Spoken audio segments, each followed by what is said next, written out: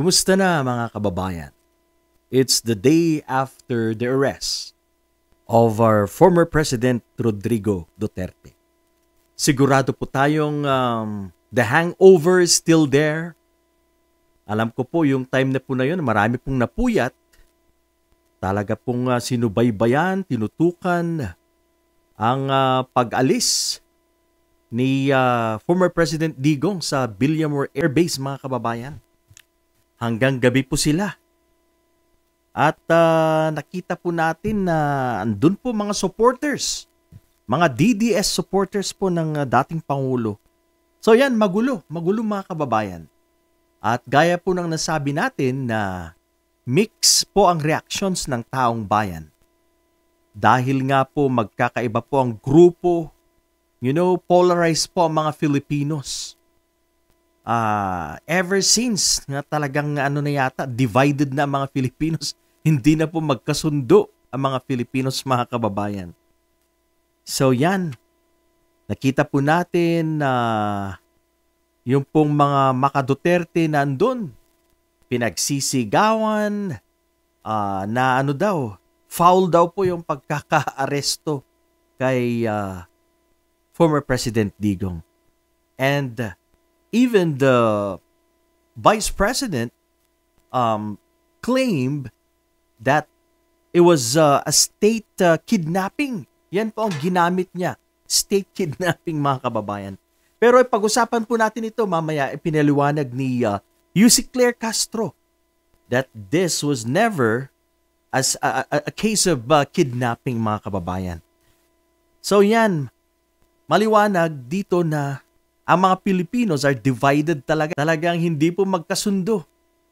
At lumalabas, mga kababayan, na itong mga DDS na sila po ay inapi ang dating Pangulo. Yan po ang pinalalabas nilang eksena para po makakuha po ng simpatiya sa mga kapwa Pilipino. Pero mga kababayan, wala pong inapi at napaka-professional ang pagkakahandle ni General Marbil at General Torre, mga kababayan. Palakpakan po natin si General Torre dahil po sa kanyang, it's a job well done, mga kababayan. Magaling po siya itong si General Torre. Bagay po niyang maging hepe ng PNP. Malayo po itong si Bato de la Rosa na kung magsasalita, kala mo sure na sure at saka medyo, hindi medyo pero high blood, mga kababayan. Itong si Sir Torre, napakakalmado, mga kababayan, at may diplomasya. Kaya dyan tayo believe kay General Torre.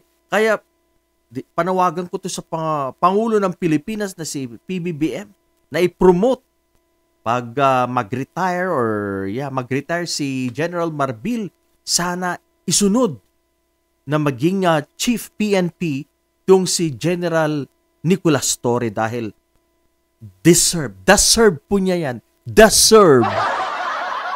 Yan. Saludo tayo again. Belated happy birthday. So, pareho ko palang Marso, Pisces tong si General Nick Torre. Saludo tayo kay General Torre. Yan. Now, pag-usapan naman po natin dahil mag-i-election na. Baka nalimutan natin na mag-i-election na sa Mayo. Ang nasa apektado po dito ay yung pong, of course, yung partido ni dating Pangulong Duterte. Ang PDP po ang apektado dito. Sa ngayon, hindi po sila makapag-focus sa kanilang pangangampanya. Yan, mga kababayan. Dahil nga po, parang na-shock po. Nasa state of shock pa lang po sila ngayon. Na hindi makapaniwala na wala na. Wala na si Pangulong Digong. Nandun na po siya sa malayong lugar. So, parang hindi po sila makapaniwala. So, they're still on yung stage na kung saan na-shock po sila. Especially candidates Senator Bato and Bongo. Sa ngayon po, parang nasa state of uncertainty po sila na hindi po nila alam ang gagawin po nila ngayon sa kanilang kampanya, kung ipagpapatuloy nila or what. Dahil nga po sa Alam naman po natin na naging bahagi sila ng EJ case ni former President Digong. Kaya sigurado po yan na ngayon medyo nag-iisip po sila ng malalim at kinakabahan dahil baka sila na nga po ang isusunod dito. Yan po mga kababayan, tong si Senator Bongo, Bato de la Rosa, at hindi lang po yan. Na-mention, nababanggit din po ang pangalan ni Vice President Sara Duterte.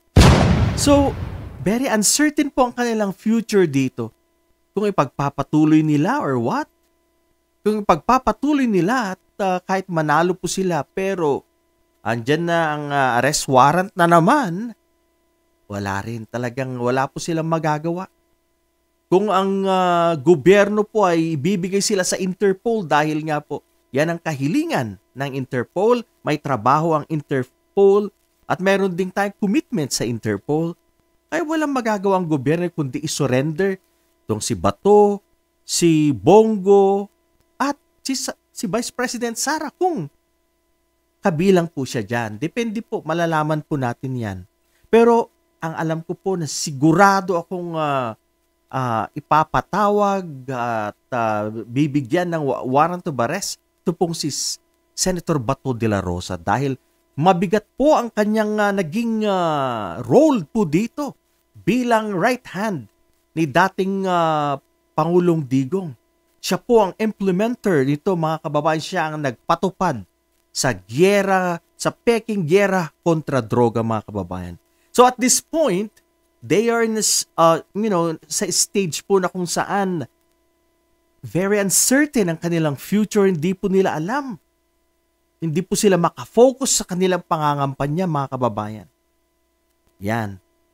So yan, puntan na po natin yung tanong or pinagsasabi ni Vice President Sara before her father left for The Hague, the Netherlands, na sinasabi niyang ito daw po ay isang case of state kidnapping.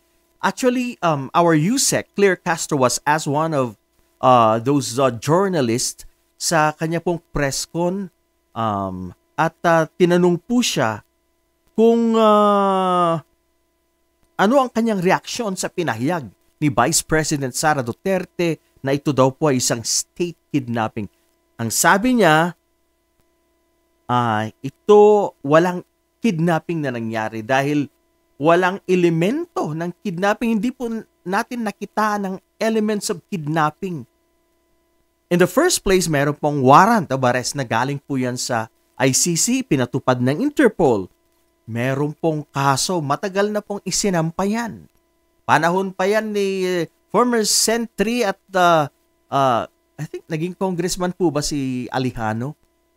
Sila po yung original na nagsampa sa The Hague, mga kababayan. So merong kaso, merong warrant at mga biktima, mga kababayan. So ito po, against the former president, hindi po ito gawa-gawa.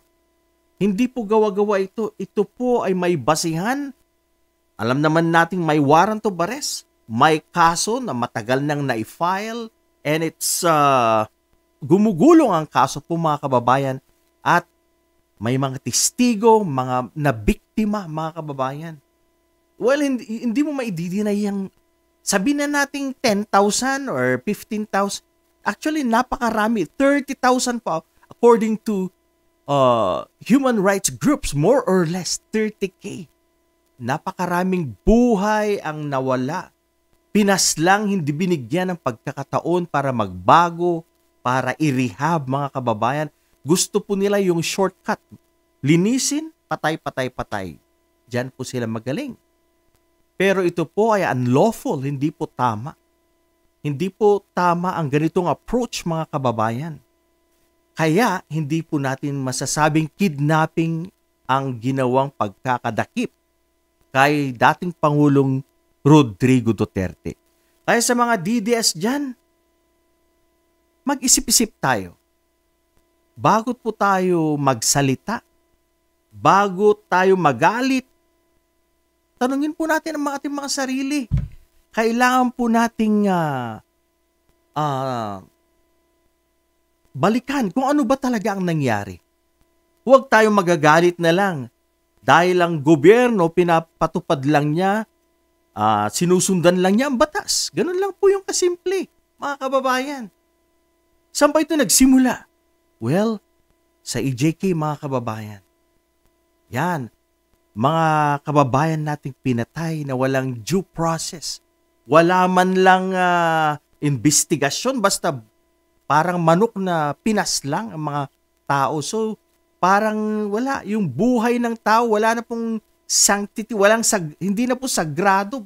Ginawa na lang parang isang buhay ng isang animal na manok, mga kababayan. Kaya mga kababayan, lalong-lalo na po sa mga DDS, bago tayo mag-judge,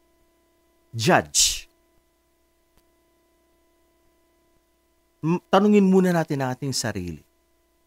Kailangan muna natin evaluate ang lahat.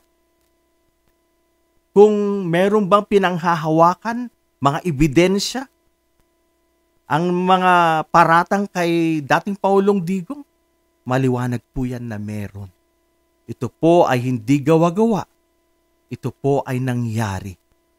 Ito po ay isang malaking pagkakamali. Although, maganda siguro ang intensyon, pero ang way ng paglinis ay hindi tama. Hindi makatao, hindi makadiyos, mga kababayan. Alright, mga kababayan, hanggang dito lang po muna ngayon ang ating maikling kwentuhan at reaksyon. Sana po'y pakisubscribe na lang sa aking may kukunting or maliit na channel, mga kababayan. Marami pong salamat sa inyo at mag-iingat po tayo lagi. Paalam, mabuhay ang mga Pilipino.